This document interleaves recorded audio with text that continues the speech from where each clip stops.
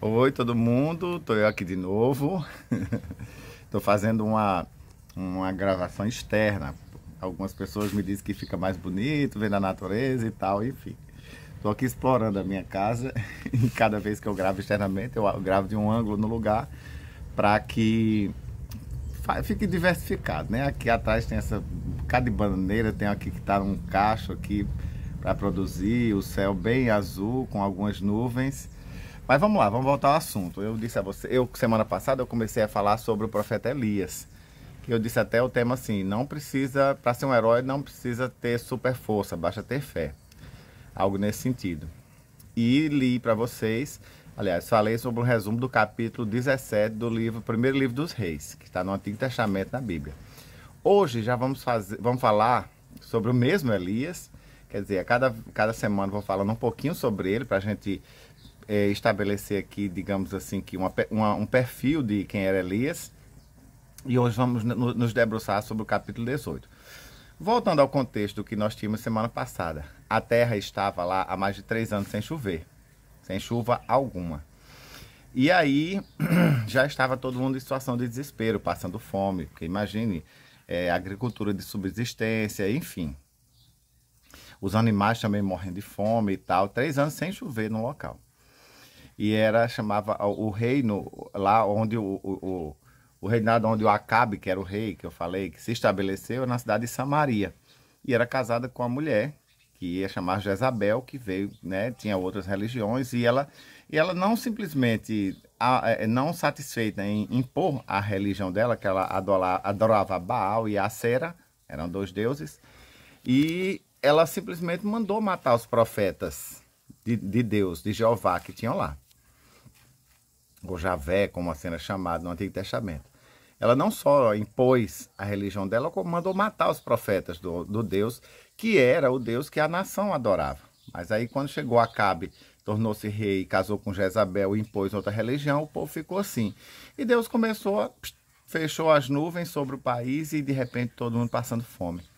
E Elias era o profeta naquela época. Tinha um mordomo do rei chamado Obadias que ele conseguiu esconder 100 profetas ainda.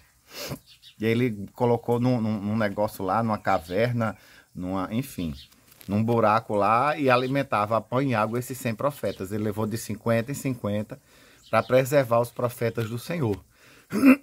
E Elias, ele se julgava que estava sozinho. Aí eu falei que Elias era aquele homem destemido que enfrentava Jezabel, depois ele se escondia. Passava um tempo escondido. E aí armou-se uma ocasião. O Acabe, o rei, ele mandou que o Obadias, o mordomo dele, saísse assim, dividir, olha, essa metade dessa terra vou eu e para outra metade vai você, para ver se a gente acha em algum ribeiro, algum riacho, algum poço, alguma coisa, alguma grama, alguma coisa para dar de comer aos animais, porque os animais já estavam também morrendo de fome. Obadias foi por um lado e Acabe foi por outro. Quando Obadias chegou num certo canto, se deparou com Elias. Aí fez aquela reverência para Elias e tal.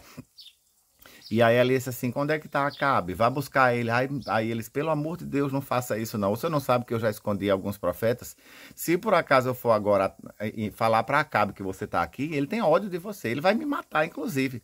Vai dizer que eu estou mentindo. Ele disse, não, tão certo quanto vive o meu Deus, vá lá chamar Acabe. Aí Acabe chegou. Aí chegou para Elias assim, é você que está perturbando Israel, a nação. E ele disse, não, na verdade você é o perturbador quando trouxe outros deuses para serem adorados aqui. Mas vamos fazer o seguinte, pega aqueles seus profetas lá, mandou juntar no Monte Carmelo, mandou juntar o povo da nação e juntou foram 450 profetas de Baal e 400 profetas de Acera. E aí Baal era o chamado Deus do fogo e tal, enfim. E Elias fez o seguinte, olha, façam vocês aí, ofereçam sacrifício. Mataram 2 novilhos e tal, e eles começaram. Aí também vou fazer um sacrifício depois.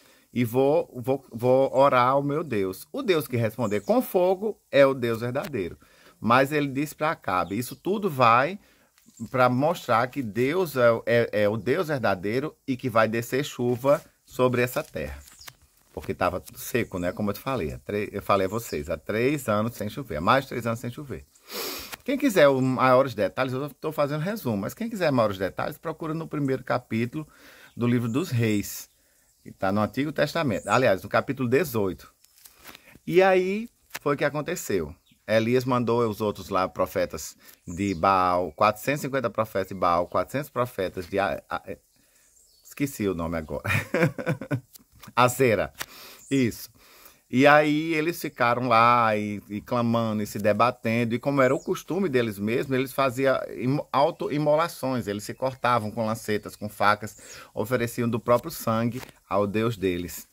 E aí aconteceu que passou-se até o meio-dia, já entrando na tarde, e nada de acontecer. Aí Elias ainda até zombou. Ei, gritem mais alto, quem sabe ele está fazendo as necessidades dele, enfim.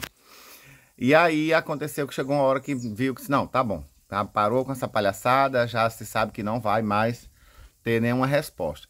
Agora é minha vez. Aí ele pegou 12 pedras, representando as 12 tribos de Israel, fez um altar, e aí mandou matar 2 novilhos, colocou lá, e aí fez um fosso assim ao redor, cavou ao redor, redondo, e aí ele pegou, mandou despejar água, muita água em cima, e fez uma oração muito simples, dizendo: Deus, se tu és o Deus verdadeiro, responde com fogo aqui. E na mesma hora caiu fogo do céu, que não só consumiu a carne colocada sobre o altar, mas lambeu a carne toda e a água toda, e as pedras consumiu tudo.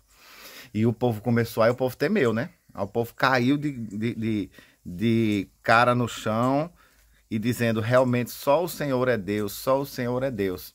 E aí eles já tomado por aquela fúria, né? Viu a resposta imediata. A oração dele foi muito curtinha.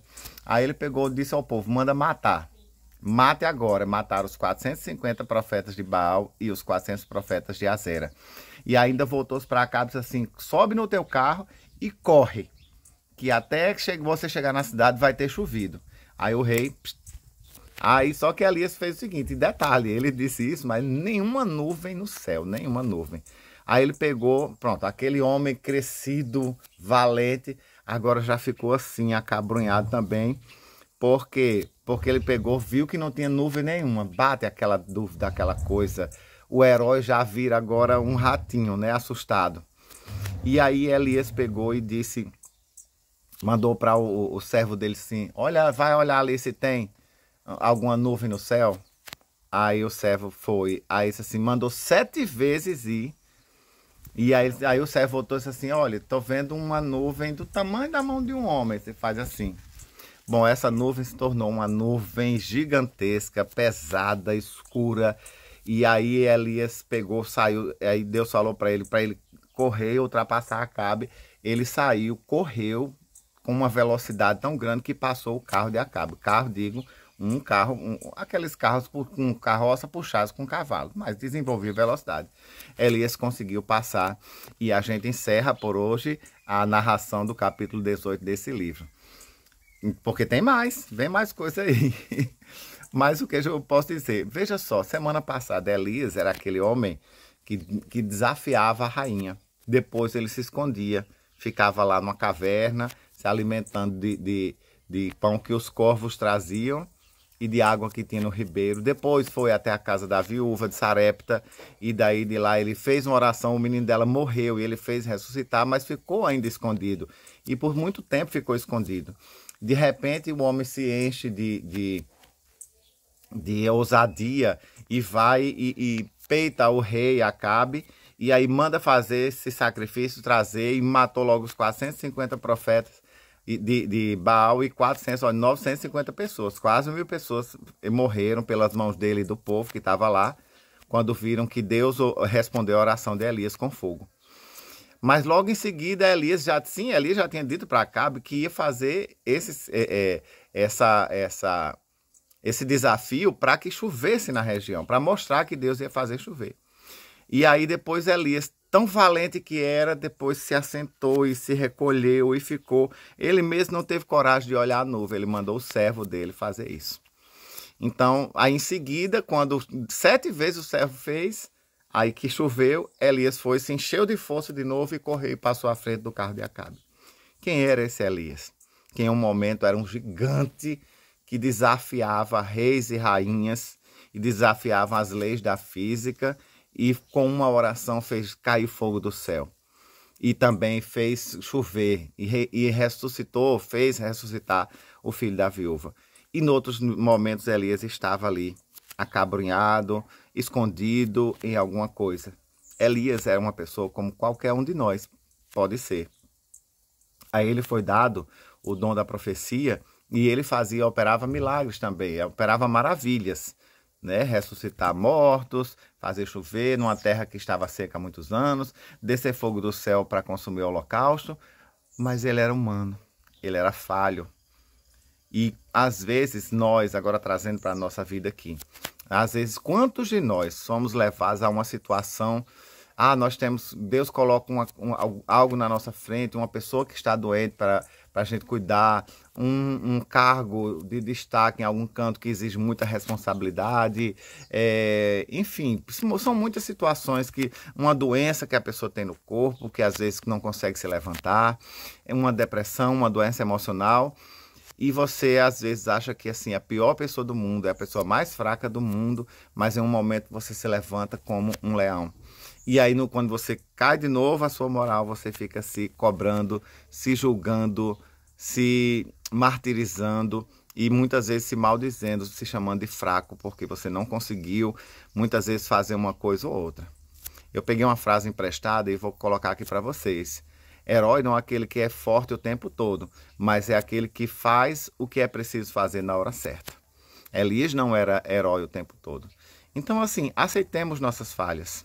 Aceitemos que nós temos os nossos defeitos, as nossas fraquezas, que às vezes uma doença ou uma outra situação nos impossibilita, às vezes nos para de fazer alguma coisa, nos impede de fazer alguma coisa. Mas ao mesmo tempo, quando nós precisamos nos erguer, o simples fato de erguer-se da cama, tomar um banho e se levantar e fazer alguma coisa, é um ato de heroísmo. Parabéns para você que está conseguindo todos os dias aguentar e suportar as cargas da vida e continua aí vivo e continua acreditando. E eu espero que este meu canal, com essas minhas mensagens, estejam te ajudando a você permanecer nessa luta. Você não precisa estar de pé o tempo todo, mas você só não pode baixar sua cabeça diante da vida, tá bom? Vou tomar para mim essas palavras. Se perdoe, aceite, mas também tenha fé.